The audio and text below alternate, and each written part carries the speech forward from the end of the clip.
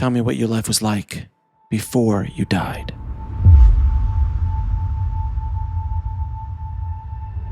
I met my husband, married him, moved to Chicago from LA. I worked in TV for most of my career, and I work extremely well under pressure.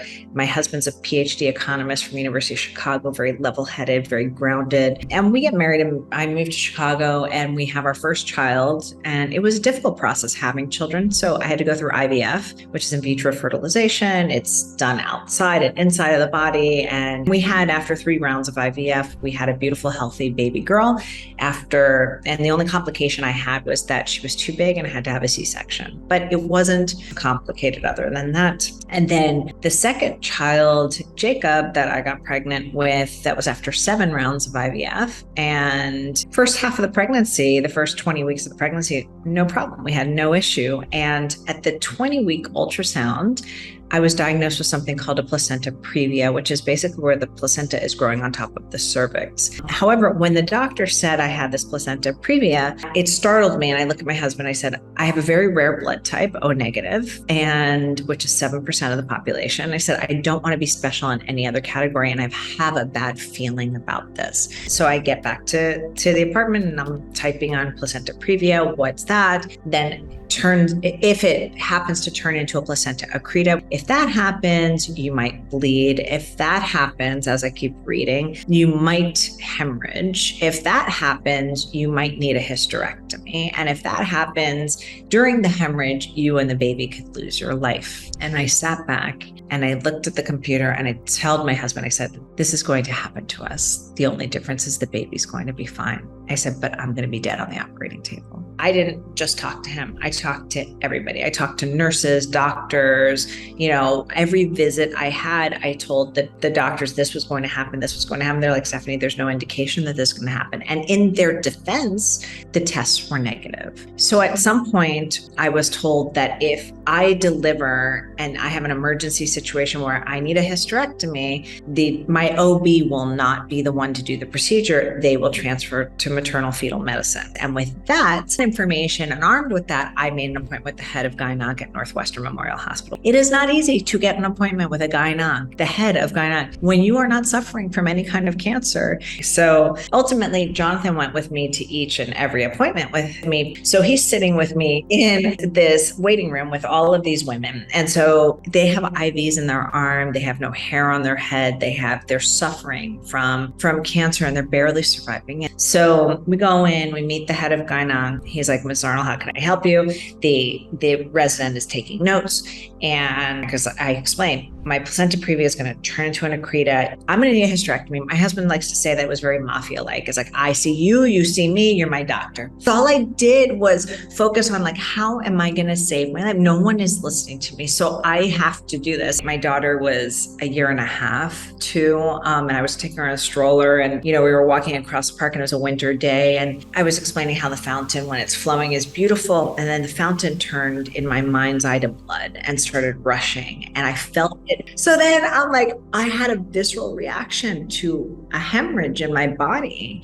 And I grabbed the stroller and I called my husband. I said, meet me in the emergency room.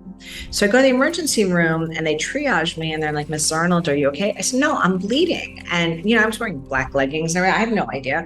And so they were like, no, you're not. Amniotic fluid's fine. Everything's fine. And my husband's like, oh, thank God. It's a false alarm. So at 36 weeks to the day, my husband is on a business trip and I'm giving my daughter breakfast and I start bleeding on the kitchen floor. And I know that today's the day. So I send him a text saying, we're going to deliver today. And so he stops meeting. He gets on a plane. We're Skype chatting when I'm triaged at the hospital. The doctor said, the ORs are very quiet right now. I know you've been stressed this whole time. Let's go ahead and get Jacob out. Adina was playing and, I kissed her 1,000,000 times because I was convinced it was the last time I was ever going to see her. So they take me down to the OR. I tell my doctor, there is something wrong. You need to put me under general anesthesia. And she's like, Stephanie, I'm not going to put you to sleep. I know you're nervous, but because Jonathan's not here, but I'm here for you. If I put you to sleep, I put the baby to sleep. It's not good. So they set me up.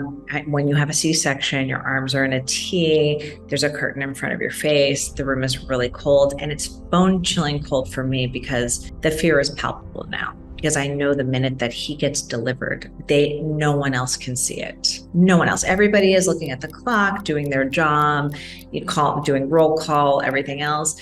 They cut, they take care of Jacob. Jacob's delivered happy and healthy, no problem. And seconds later, I went into cardiac arrest. I ended up having a very rare pregnancy complication called an amniotic fluid embolism. And it's a 1 in 40,000 risk where amniotic cells get into the mother's bloodstream.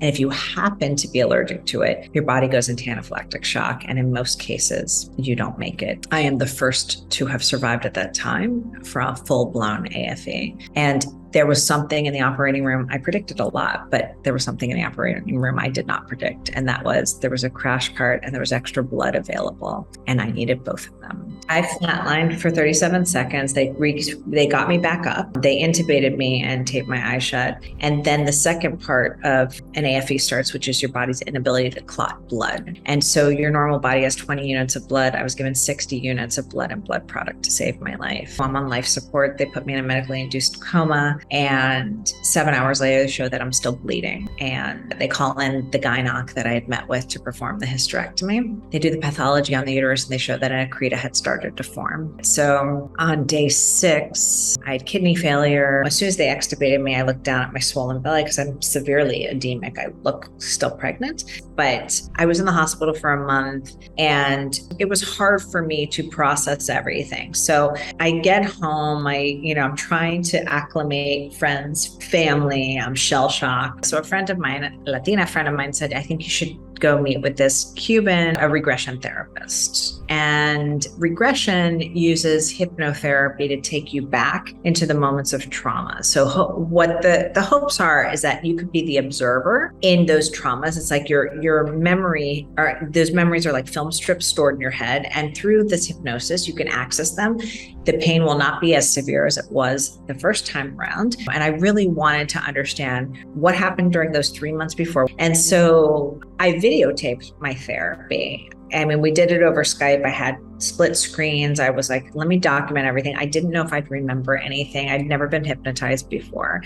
And so, it took well over 30 hours of therapy to get me finally back into the OR. And when she did it, my body convulsed and seized. And then I started explaining what I saw with a complete out-of-body experience. Which nurse hit the button for the code, which nurse jumped on my chest to give me CPR, what my doctor was doing down by my feet, what the anesthesiologist was doing down by the feet, what my daughter was doing down the hall in the labor and delivery room, what my husband was wearing when I got off the plane, what my mother was doing when I was the 3rd day of my coma. Like there were just all these little things. And when I got done with that session, there was this sense of relief. Like I felt better because not only did I see all of this, I saw hundreds of spirits, and these spirits were not like, and this was in this moment of flatline where somebody said, oh, did you see the light? I'm like, I was an observer watching what was going down. I saw my body on the table and then I saw my spirit perpendicular. And then as I flatline, I see a shooting star. Now, maybe if I was the eyes of spirit, I would have seen a tunnel of light. I don't know, but that's not what I saw. But I went to this heavenly place. It was not, I didn't see God, I didn't see buildings, but I saw hundreds of spirits. And they were like 2 steps up, like almost a gathering of congregation, and people that I knew. And that was lovely. And then there were people that I didn't know, and one being his father, Jonathan's father. And so when I explained that I saw his father and that he had a message because he had a specific coin and he had this tweed jacket, and I was describing the details of the tweed jacket and describing the details of the coin because the coin was a foreign coin, and his father was a foreign service officer and a diplomat, so it's maybe I could have made shit up in my head, but he was like, tell my father I said hi, right? And my father never had a tweed jacket, right? I'm like, okay, fine, forget about the jacket, what about the coin? And he's like, I don't know what you're talking about, Stephanie. So like all these things, I take the tapes to the doctors. The doctors were like, you shouldn't know any of this. It's accurate down to where we were standing, what we were doing. Because I said to my doctor, did you say this can't be happening? This can't be happening. She's like, I did. but in my head. And so in her mind, like, she was down by my feet on her mask, covering her mouth, like saying in her mask, there's no way, like with all the commotion and the chaos and the screaming and everything, that there's no way that I would have heard any of it. And then this nurse, when I went to thank everybody, when I went to say hi to the doctors, this nurse came up to me and she said, Mrs. Arnold, you don't know who I am, but it's really nice to see you walking again. And I was like, you broke my ribs. And she said, and I do it again to save your life. And I was told later that she went back to her office and cried for a long time because I shouldn't know that she was the one that gave me the CPR. And so it was accurate down to, I said, and there wasn't just one crash cart, there were 2 crash carts. And she's like, I don't know about that. And then they went back and checked it and it was absolutely accurate. And so to me, there's no question, not only does consciousness exist, because the brain starts shutting down after 20 seconds. And yes, hearing is the last to go, but I most certainly couldn't have seen. And my eyes were taped shut and I was on life support. And there were just a lot of things that happened. The actual afterlife, the actual consciousness and what you're seeing, you're floating. I mean, people talk about astral travel. They talk about the ability to feel things empathically around them, those spirits around you. And I continue to feel that. There is a pleasant vibration around that. The sadness I felt, and what I feel like a lot of people are when they're afraid of death, is that they'll never physically be able to touch their loved ones again, that there will be a gaping hole in their life because life goes on and they are not there physically to take up space, but they do matter and they do exist. And we go from a solid to a gas, and so we're still around. We're still made of energy. We just transition from one form to another. So I've learned how to ground myself differently, but it's been a process to accept that what this is real, because for the longest time, and being married to who I'm married, and then also questioning, like, what happens if I didn't speak up? Like, what happened if I didn't believe what was feeling? What happens if I were you and saying, okay, I'm crazy, like, I'm just going to shut up because obviously the tests are negative. That scares me periodically, because I'm like, I am intuitive enough to feel it, or I was given those messages that I was intuitive enough to listen to them.